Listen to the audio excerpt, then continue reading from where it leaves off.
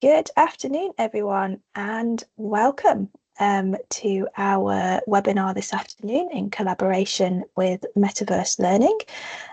This afternoon, we're on the topic of embracing AI and immersive technologies, transforming SEN education for 2025 and beyond. So welcome all. I'm just going to take us through a quick couple of orientation slides before I hand over to Jason and our panel of speakers this afternoon. This session is due to last for around 60 minutes, so we will be wrapping up at 1 o'clock this afternoon. Please do have your audio connected, your headphones on, your speakers on, so that you can hear us all. We've got a few different communication options that you can use throughout the session. Now, you don't need a microphone to attend this session. It's perfectly fine to use the chat pod, and you don't need to have your webcam on either. In fact, we might have the webcams disabled just so that we can pull focus to our speakers in the webinar this afternoon. We politely request that if you have got your microphone connected up, that you keep yourselves on mute when not in use, just to avoid any background noises or echoes that might slip in. We are welcoming questions in this webinar. If you'd like to ask your question verbally and open your mic, we politely ask that you use the raise hand option there on the top toolbar. But we also have the Q&A pod going as well. So if you do have a question for one of our speakers, we ask you to pop that in the Q&A pod there, just so that we can separate that from the general chat pod, please and thank you. I've just seen someone's added a AI meeting capture to this. I'm going to have to remove that under our terms and conditions. We're not allowing these AI meeting notes in the session, so I will have to remove that shortly. And just a polite request that no one else adds in those either. As I said, the chat pod is there, so please do say hello. I've seen a few people say hello already, and please do share your thoughts and comments on the session as we go through it. The transcription is on, so if you'd like to follow along with the transcription, you can do that by just clicking the little more option on the box and turning that on. We will be beginning shortly. Just to note, this session is being recorded and will be made available via YouTube shortly after. And as always, to get the most out of today's session, please do try and turn off any other distractions and follow along.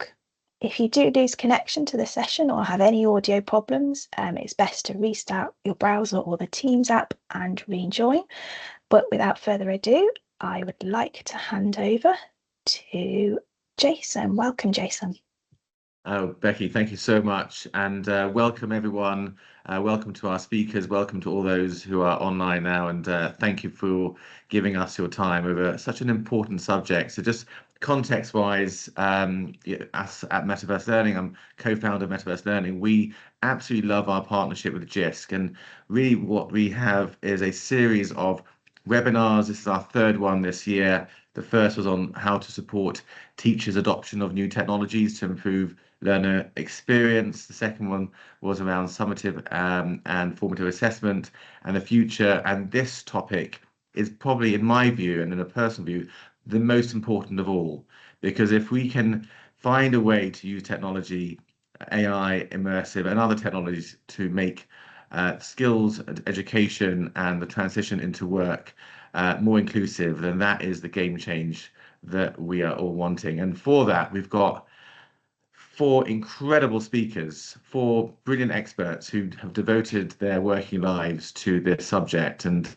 we are in for a treat. Just to reiterate what Becky said, please, please, please use the chat to add any comments or any questions. We will have each speaker has 10 minutes, but we'll have plenty of opportunity to have a discussion afterwards. So I'm going to leave, if we can come off share and ask each of the speakers to introduce themselves.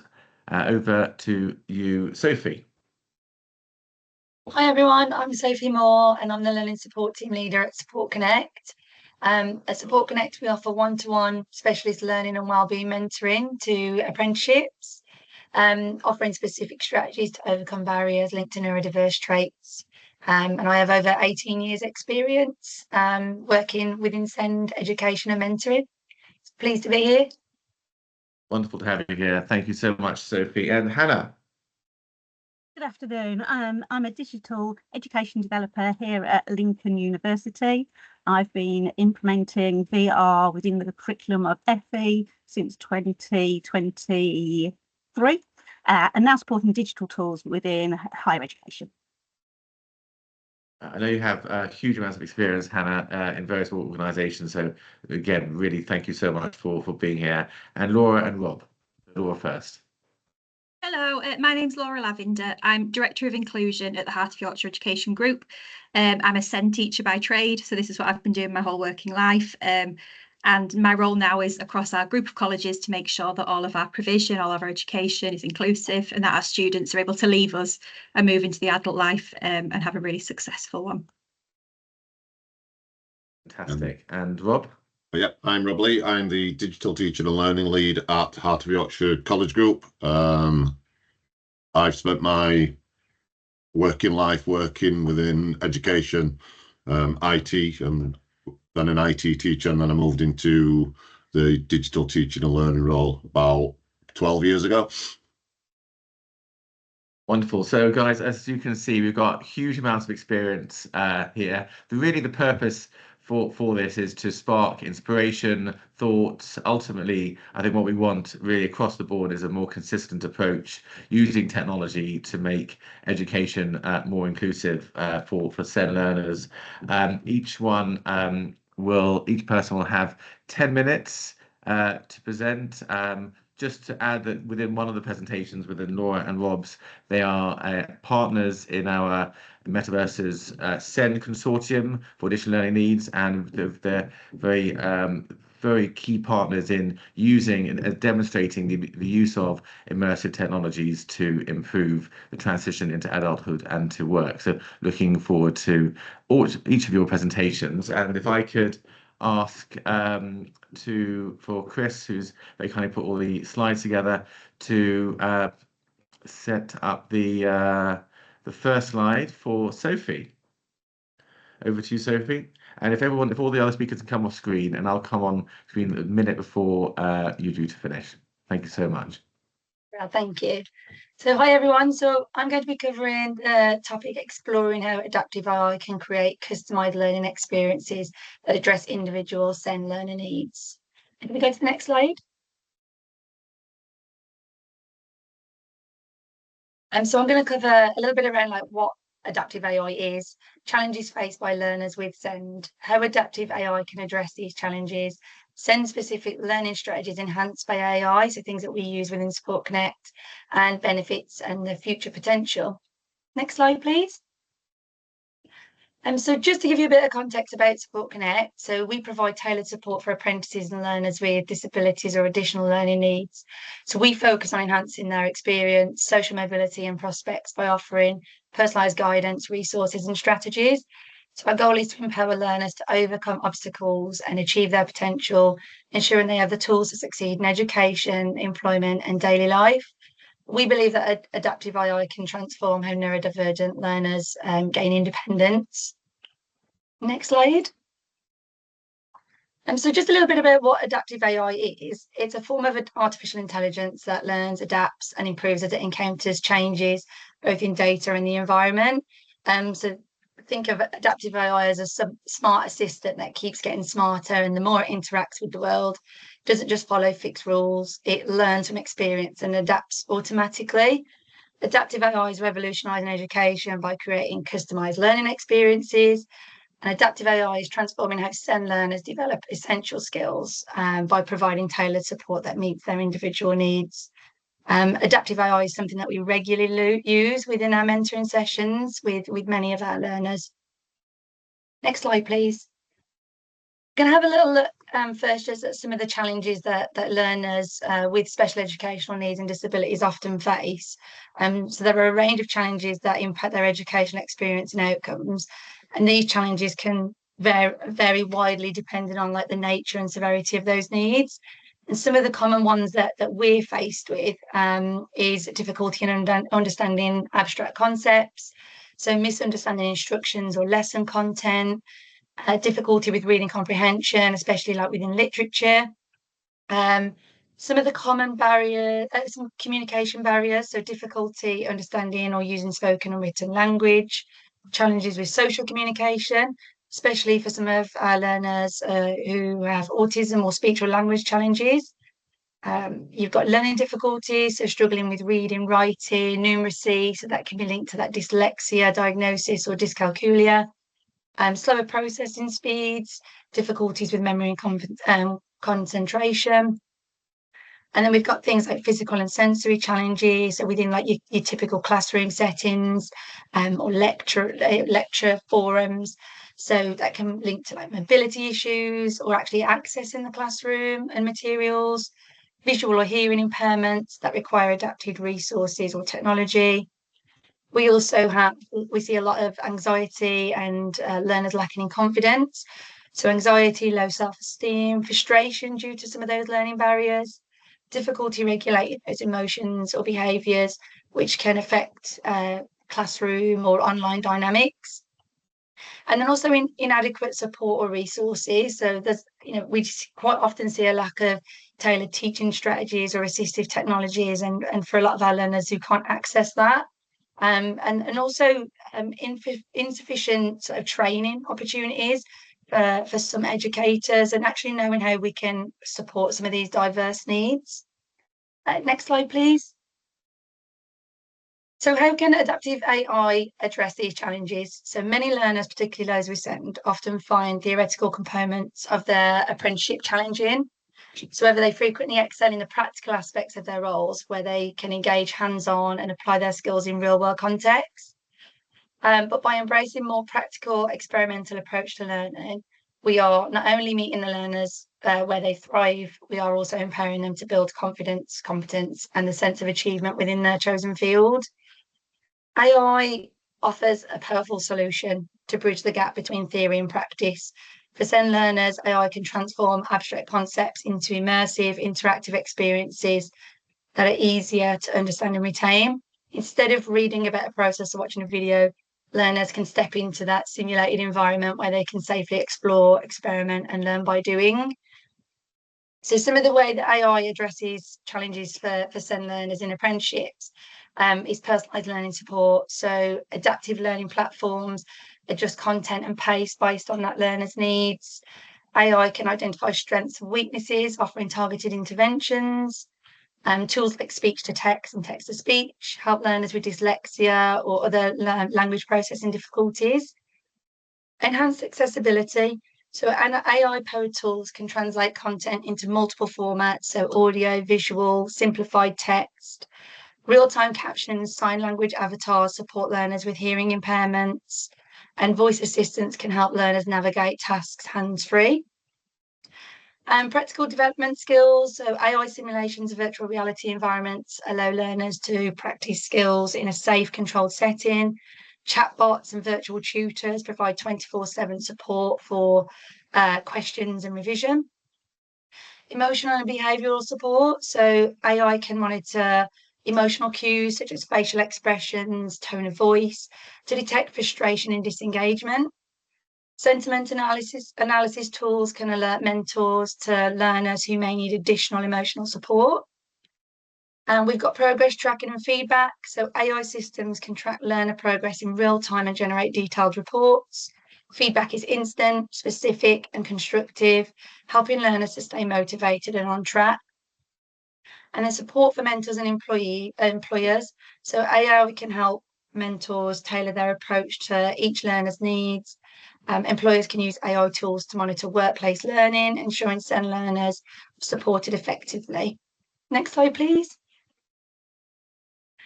So we're going to have a little look at some of the SEN specific learning strategies that we utilise an awful lot, and we think that are really beneficial.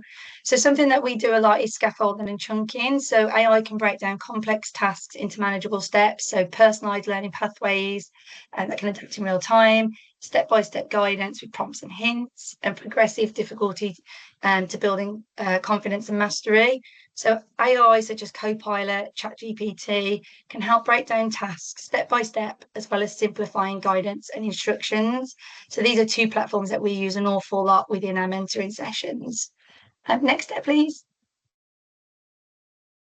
So AI tools can cover a lot of multisensory learning, so can deliver content through visual, auditory and kinesthetic modes.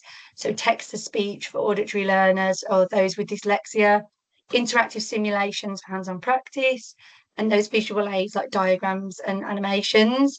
A great AI tool that we use regularly is Otto AI, and this is a smart assistant built to help individuals do their work faster. It lets you type out what you want in plain English. It creates and writes scripts for you. We utilise this with learners who may have videos or recordings of their mentoring sessions, and it allows them to transcribe what has been discussed, and the AI filters any of that background noise that's probably not useful to them. The next slide, please. So another area is language and communication support. So for learners with speech and language communication needs, speech recognition, natural language processing, AI chatbots provide conversational practice and vocabulary support, and using AI-powered transcription again, so like that Otto. Some of the good ones that we use again are Google Bard and Gemini, Claude, Meta AI, and Pi. And next slide, please. And as something, executive functioning support is one of the most common areas that we work with across our mentoring support. So we can help learners design effective AI prompts to create planning and visual tracking tools. Learners can use AI to support them in prioritising work and breaking down tasks into smaller, more instruction-based examples. So on the screen, you'll see there ChatGPT. I've asked ChatGPT to break down my dissertation into giving me specific deadlines as well as simplified tasks. So you can see there from the screen, and they like to add in some emojis, which I think's quite great for some of our SEN learners. But it breaks it down to the point where we've got a nice structured example for our learners. Next slide, please. Social and emotional learning, so motion recognition, virtual role play, reflective journaling. I've added some great examples of AI that we use there as well. So the Calm apps, Happify, Youper. So these are all great places that for someone with some emotional wellbeing support that they might need, they can go on there and utilise these platforms. Sophie, I'm next so slide, sorry. please. We're going to have Yep. to wrap up in about 30 seconds. Really sorry. Yeah, that's There's so fine. much here, Almost so done. I'm really sorry to interrupt. But No, if it's you okay. can quickly wrap up. Another area is just Quizlet, another great AI tool there that adaptive quizzes and instant feedback for our learners. So it's great for revision. If we skip the next two slides, and I'll just go to the last slide before last. So the benefits. So just investing in adaptive AI ensures that neurodivergent learners can build independence with confidence. Support Connect regularly uses AI, and it will revolutionise education. We want all learners to be able to access this. And I'll leave it there so we can move on to everybody else. Wonderful. Thank you, Jason. Sophie, it was brilliant. I'm sorry to cut you short. I mean, No, it's Support okay. Connect do so much for the sector. You gave us such an amazing overview of all the different parts of SEN and how using AI effectively. And I know, of course, from an immersive technology perspective, we're working very closely now with Metaverse Learning to kind of bridge the two together. So thank you. That was absolutely fantastic, and looking forward to bringing you back for discussion shortly. So if I can invite Hannah Ward to come on screen. Hannah, wonderful. Over to you. Good afternoon. I'd like to introduce a short video of how I supported SEND learners' education with virtual reality through some scenarios I've created. Please run the video.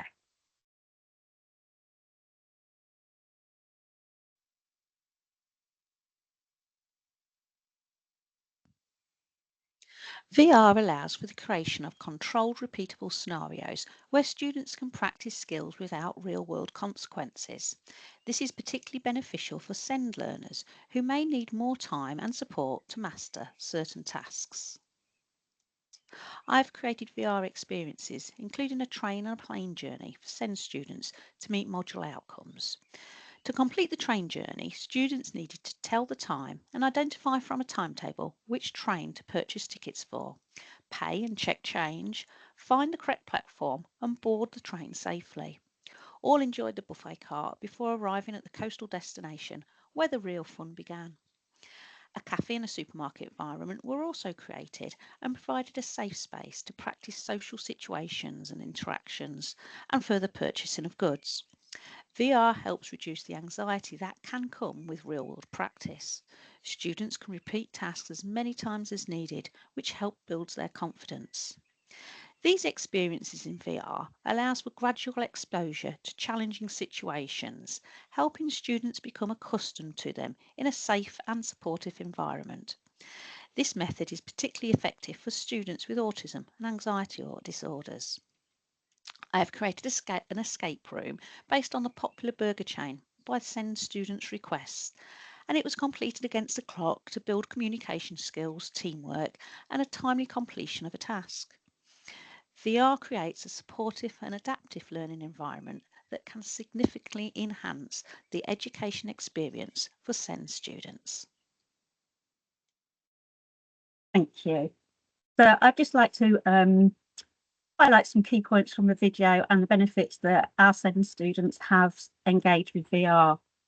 Immersive learning provides a safe learning environment to practice skills and explore new concepts in a risk-free space, students knowing they can make mistakes and learn from them without any negative outcomes. This reduces anxiety and builds confidence. VR can provide a controlled exposure by gradually exposing students to anxiety-inducing situations in a controlled manner. VR helps them become accustomed to these scenarios without feeling overwhelmed. Gradual exposure can desensitize students to their fears over time. Immersive learning gives a personalised style of learning. VR environments can be tailored to the individual needs of each student. The customisation ensures that the learning experience is comfortable and suited to their pace, which helps manage stress and anxiety. AI can analyse student data to tailor the VR experience further to individual needs, which means each student can receive a personalised learning path, making education efficient and engaging.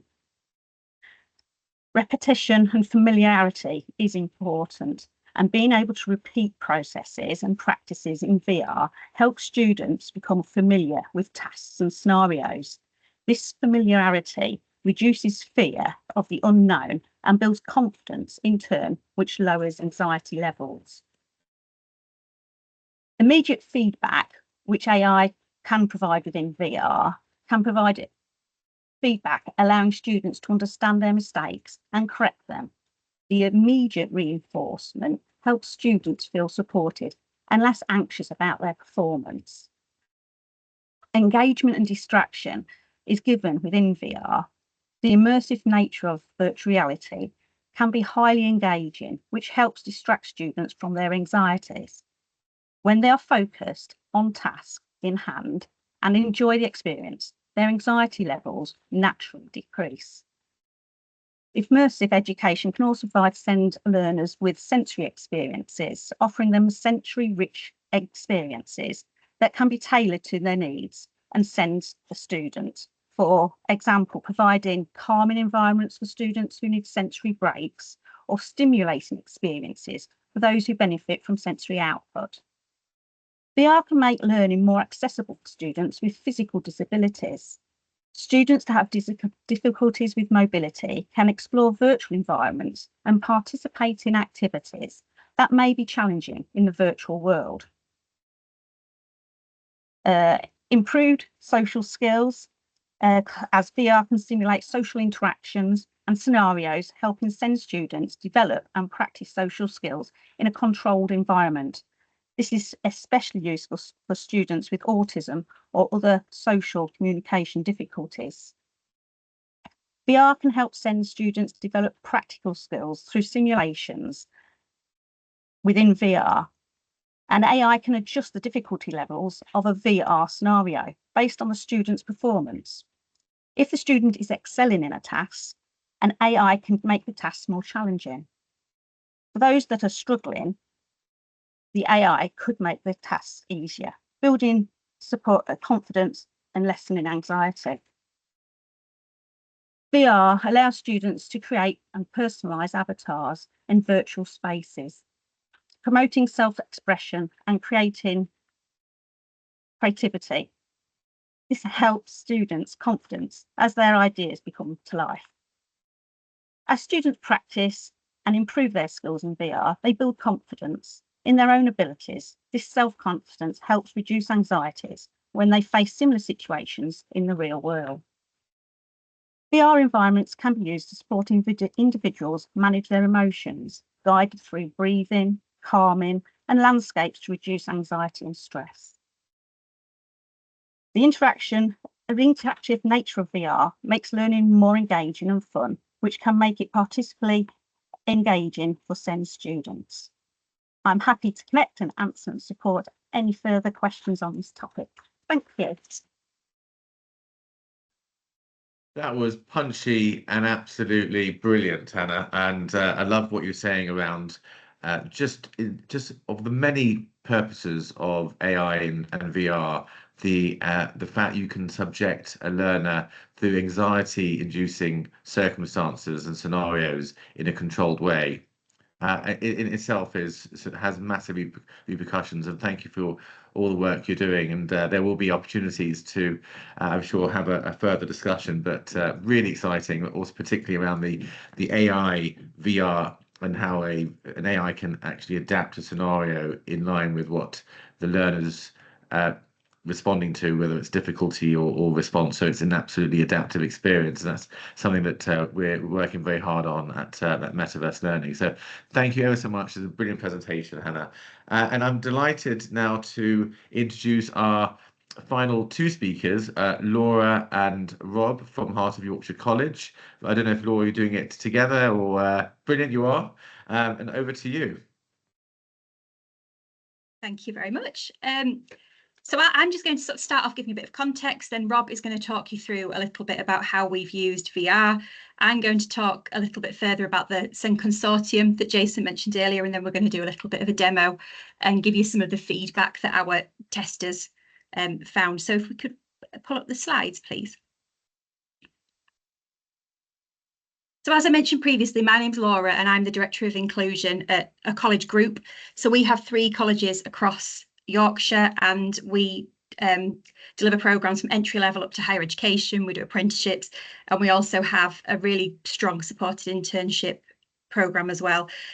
So we got involved with Metaverse as part of the SEN consortium because we recognised that a lot of our students with SEND or with additional needs were needing to develop those preparing for adulthood skills, but potentially didn't have the environment to do it, or there was sort of a step missing between not being able to do it and being able to do it in the real world.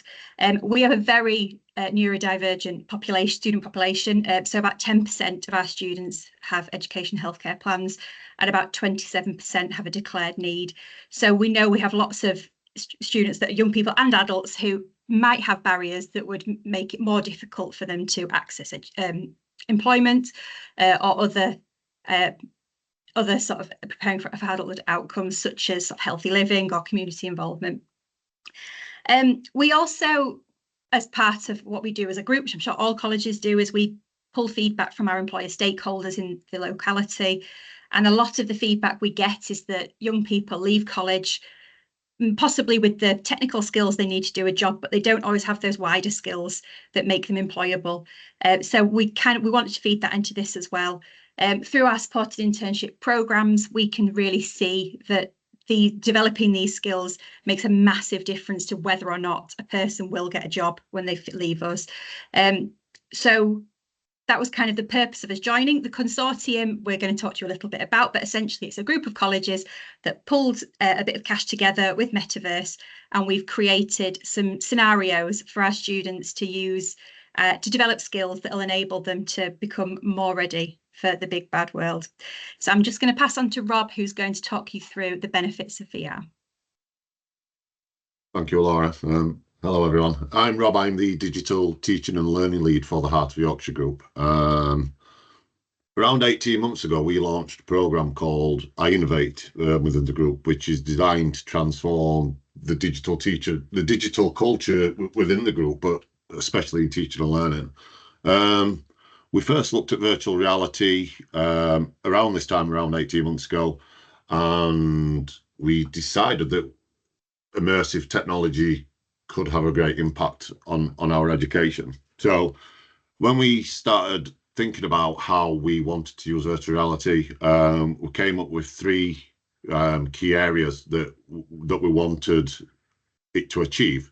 These were enhance engagement, create real world experiences for the students, and give them an area or the opportunity to practice these skills over a period of time. So from a enhancing engagement point of view, we looked at key areas within our curriculum. So we looked at construction and engineering.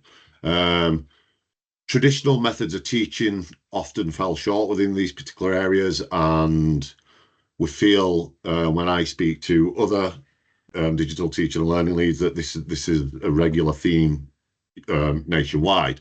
So we looked at how we could implement virtual reality into construction and engineering to engage learners. So we created and purchased different virtual reality scenarios for these particular areas.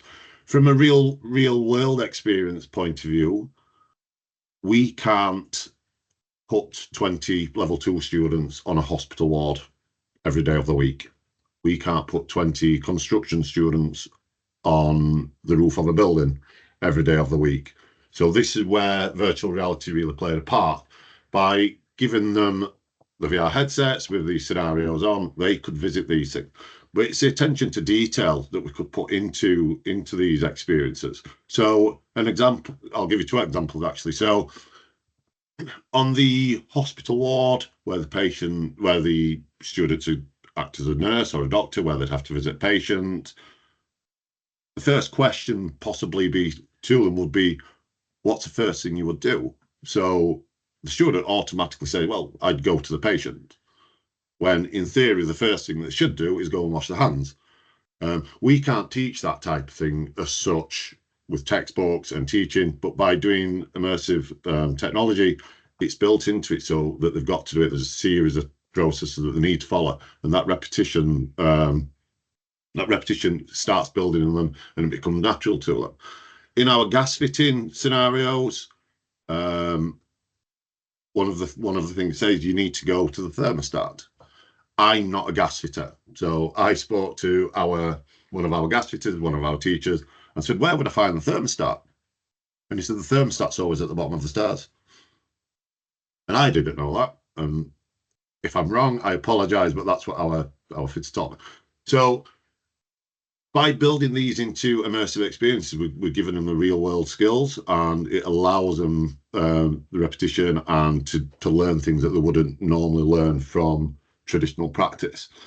But these scenarios mimic real life and the skills that they will need when they go into employment. And by using virtual reality, we are now seeing the benefits of these scenarios by mimicking real life. It's building confidence in students, it's giving them competence, but it's giving them competence and experience in a safe environment. These technologies have transformed the areas that we're using it in. It's made learning more interactive, it's made students more engaged, and it's had a really, really effective and positive experience on the students and outcomes. While it doesn't work for necessarily every subject, we are looking at different areas where we can develop and further use these technologies within the curriculum. And one of the areas that we looked at was SEN. Myself and Laura looked at various products that are available, and none of them seemed, although they were really good, they didn't seem to do the things that we wanted it to do, or we'd need multiple packages to get to do everything we wanted. So I will hand you back over to Laura, who will explain a little bit about our SEN consortium. Thank you. Could we flick on a couple of slides, please?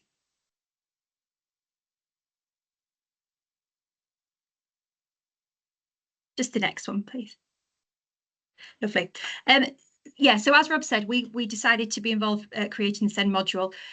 The consortium was sort of led by Metaverse, that would be doing the sort of technical side of it, and then the SEN specialists, of which I was one, who were the people that were creating the content. So we decided to focus on the preparing for adulthood outcomes, but also breaking that down into specific things people might need to practice to do to enable them to be more independent in an adult life. So I worked on the independent living module, which is the top one, because I've seen sort of firsthand how important it is for young people to learn a morning routine, to get up in the morning, get themselves ready and get out the house ready for college or work.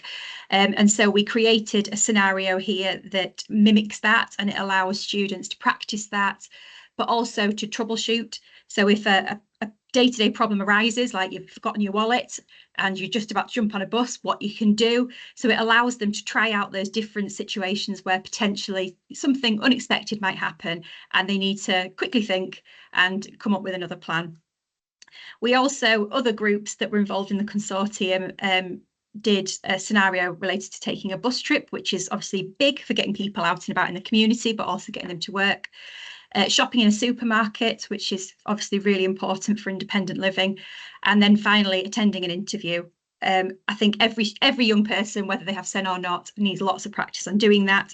And so it's that, again, it's that real two-way process of learning how to be in an interview, preparing what to wear, sort of the things to say, and to make sure that they don't feel as daunted by it as they probably would do without having a bit of time to practice. So we're going to show you now just a little video about the project, and then Rob is just going to give you some of the feedback that his team who tested this have had.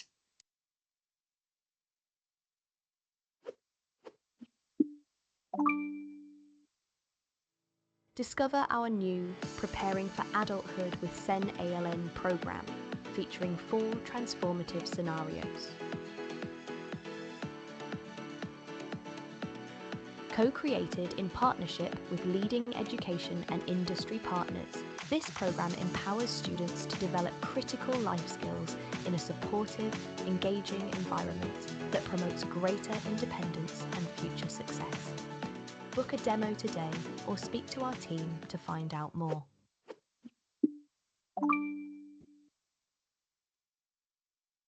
So within the group, we have a team of learning digital coaches who work with all curriculum areas. So we asked all our digital leads to trial this software and in theory tried to break it a little bit. So they really looked at it in depth, and the feedback that's been coming from the digital leads is really, really, really positive. They found it interesting themselves, and they've learned some things from it themselves as well.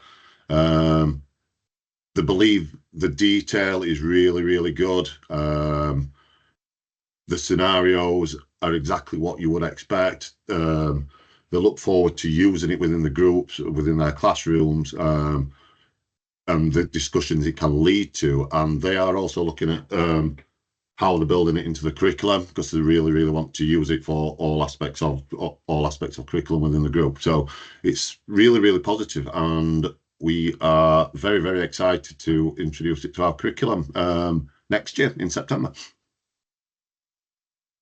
Amazing. And it's, you are such great advocates for using this technology, being great partners. What you just showed just now is just before release. So I think there's a couple more weeks to go before full sign off of those scenarios. But to have your validation that this is going to make a big difference is incredible. I was really taken by what you said, Laura, around actually it's making a massive difference for SEN learners to get work. I mean, that's what this is about. And to your point, Rob, around you can't put level 2 level 2 learners on a construction site or a hospital ward, and the effectiveness of virtual reality and extended reality is just that, to make the impossible possible. So brilliant presentation. Thank you very, very much. So now this is really where all of you who've been given this treat of these experts, if all the speakers can come back on screen, and if I can invite all of you to really ask any questions. I've seen there are already some in the chat, and I would just encourage, kind of a fluid discussion. I've got some questions myself, but we already have already a question, which is where can these be purchased from Julie? So these will be available within a short period of time, and I say a couple of weeks. They can be licensed if you contact me or anyone at Metaverse Learning, or in fact any of the partners. They can direct you to us, but they are a very affordable license fee for a year for all your learners that give you access to those scenarios that Laura and Rob showed. I wonder if I can go to a question which is, I think, fundamental to all of this, from Steve Smith. I saw it a moment ago and I can't find it. Becky, do you have? There was a question really around the policy and how to make all of this consistent. It was in relation to the fact that we couldn't have Read AI on this. Yeah. Sorry, I deleted it by accident. Okay. I was gonna edit it and then I deleted it. Please speak out. Please, if you want to come on screen, I don't know if you can control your video, but if you can come off video or come on video, perfect. If you won't elaborating, because I think that's a brilliant question. So I was observing that at the beginning of the meeting, somebody wanted to use some note-taking technology and they weren't able to use it because of whatever parameters this meeting has. And then one of our colleagues was talking about Otter.ai, and it frequently comes up that somebody wants to use a piece of assistive technology in something like a Teams environment or any other meeting, and because of various policies in place, they're not allowed to, which could be construed as obstructive to equality and access to services, etc., and a disability discrimination issue ultimately. So I'm wondering if there's any insight on how to develop a policy that is inclusive, that allows the use of these technologies, that isn't onerous, it doesn't involve you filling out lots of forms beforehand. So, certainly in the environment I work in, students turn up and they will want to use whatever it is they're using for their assistive technology. They're not going to think about it beforehand and things like that. To be honest with you, a lot of staff colleagues are not going to either. So in essence, it's like, how do we develop suitable policies that recognize some of the issues that might be why we want to not let these technologies into our chats, but at the same time recognize the need for accessibility and inclusiveness? Great question. Any volunteers for an answer?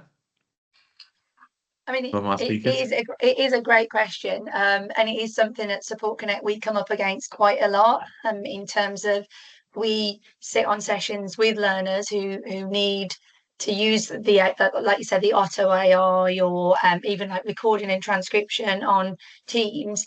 And absolutely, the one thing is that we always say is, obviously asking for that permission. Even with just recording on Teams, normally we would, say to someone that we need that permission.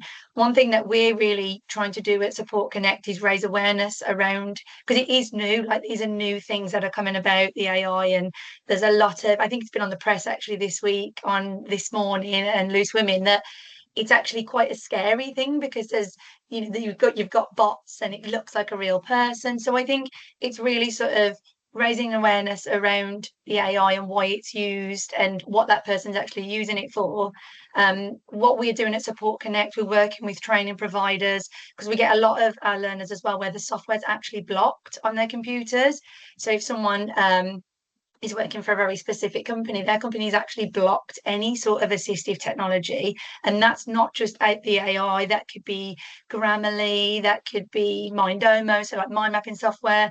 And it's software that our learners need to be able to continue within their apprenticeship or even actually work.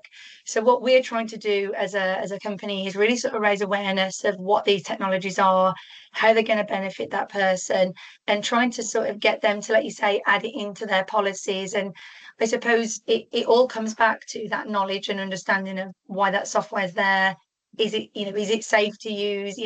I think from what we've gathered, a lot of companies are concerned that, if they have this on their computer, what else might this be able to access?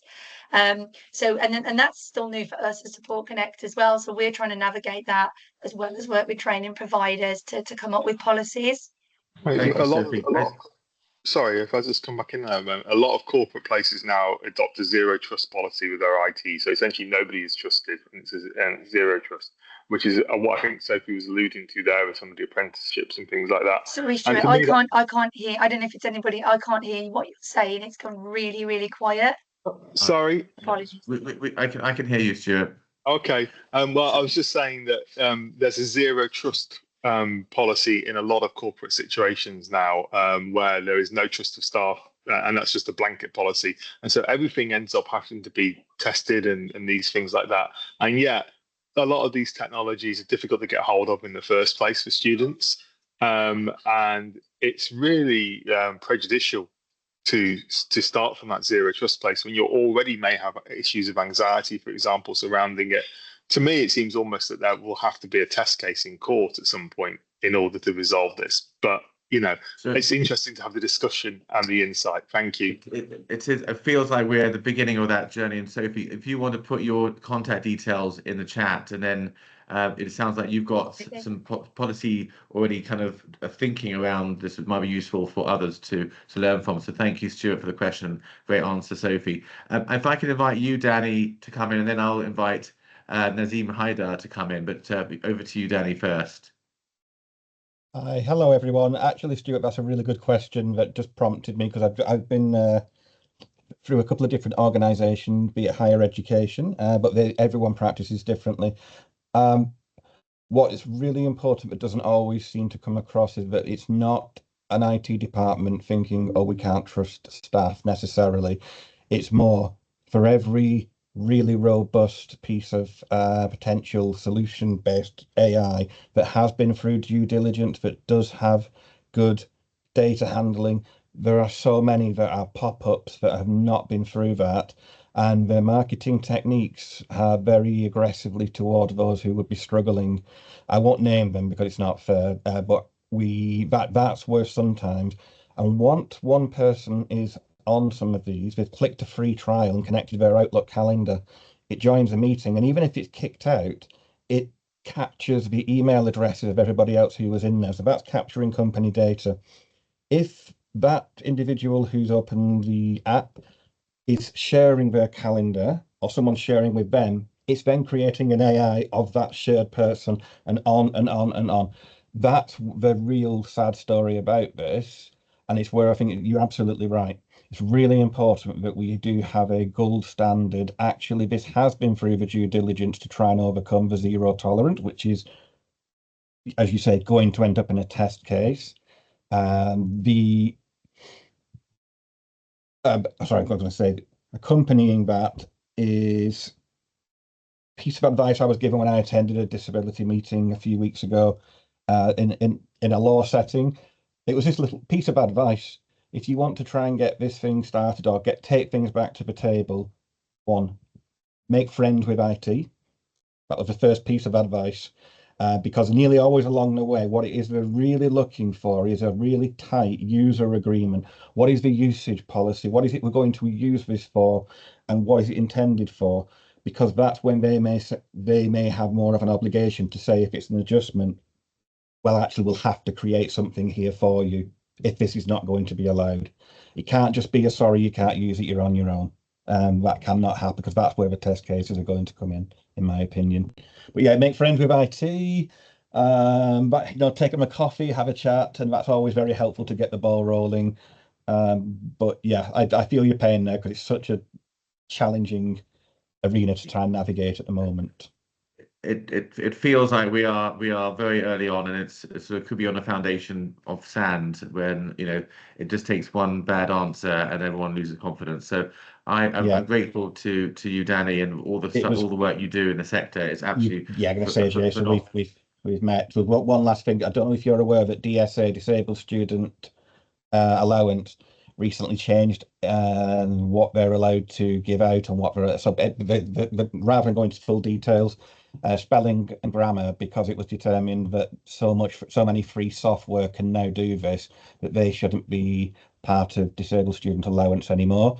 And so, you know, we're in this situation where we're actually seeing targeted, because they believe that the software has these AI functions that can do it. If your organization has got a zero tolerance and blocking, who picks that up? So yeah, it's a really, really good point you raised, Stuart. I'm going to shut up now, Jason. You know me well enough to know I'll keep going. Always great to hear from you. So we've got a question in the chat from Nazim Haider. I know he's coming in from abroad, around how AI is being used to assess cognitive abilities, and identifying a huge demand in that area. And I'm aware there are some softwares that do just that in terms of assessment for SEN and special educational needs. So any tips there from the speakers?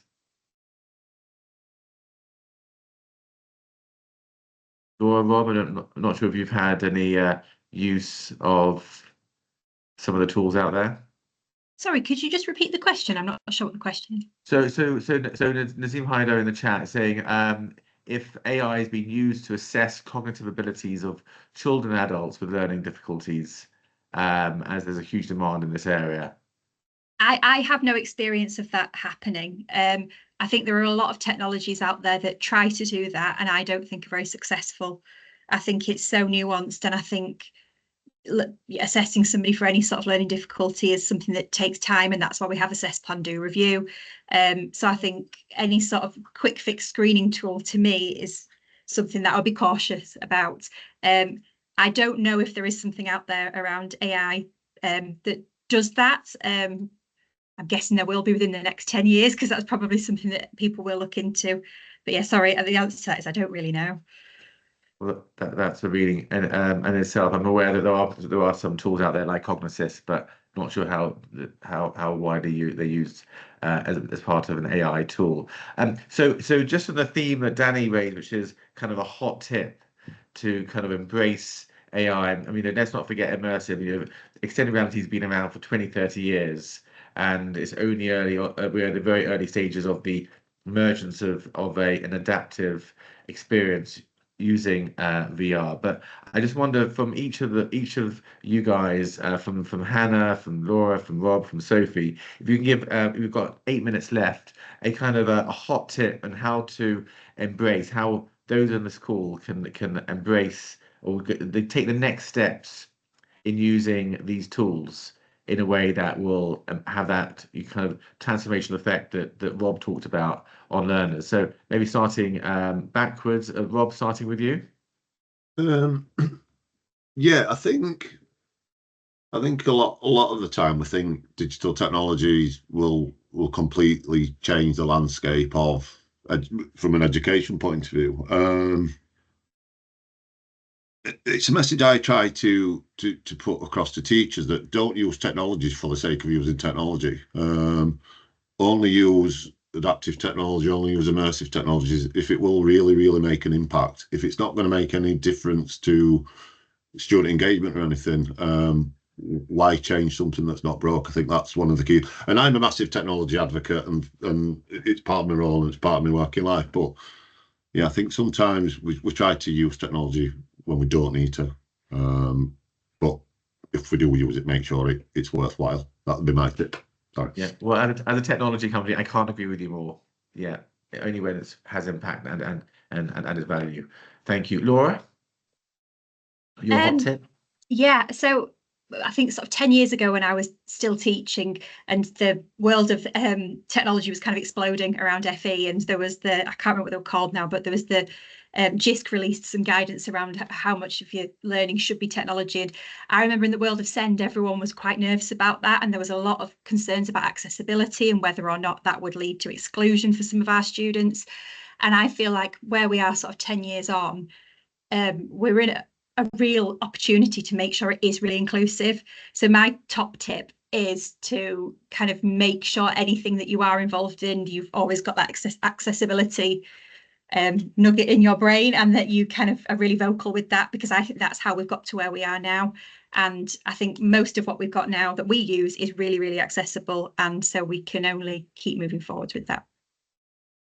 Great to get your perspective. I love the visualization of an accessibility nugget in your brain. I mean, that's going to stay with me. Thank you. Over to you, Hannah. We've got a minute each with you and then Sophie.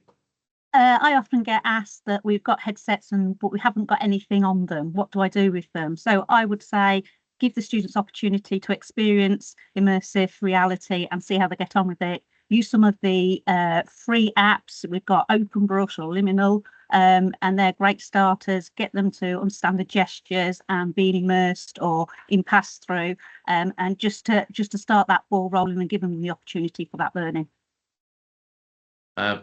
Brilliant. Absolutely right. Yes, content is king, as they say, and there's a lot of hardware out there, but not too much software. So we need to get more out there. And as you say, there's quite a lot of free stuff out there to look at. So that's brilliant, Hannah. And Sophie, finally, you have the final say in terms of that nugget of moving along this journey. Yeah, I think for me, like, knowledge is key. So when anything sort of new comes about within within my team, we've got a little bit of a group where anything sort of new, any AI, we go off and experiment before we recommend anything to anybody. We fully know what we're doing. We're immersing ourselves into it.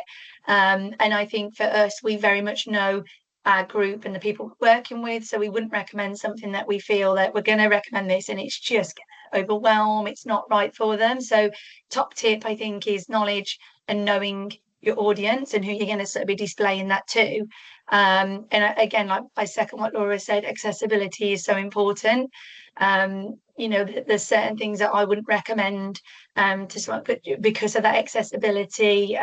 For example, myself, I don't like headsets. I find them overwhelming, and I've got people that I work with who I feel that are similar. So it's thinking about how we can adapt them to be able to use that technology or software without sort of bringing in that, that element of overwhelm. So yeah, knowledge and knowing your audience would be my top tips.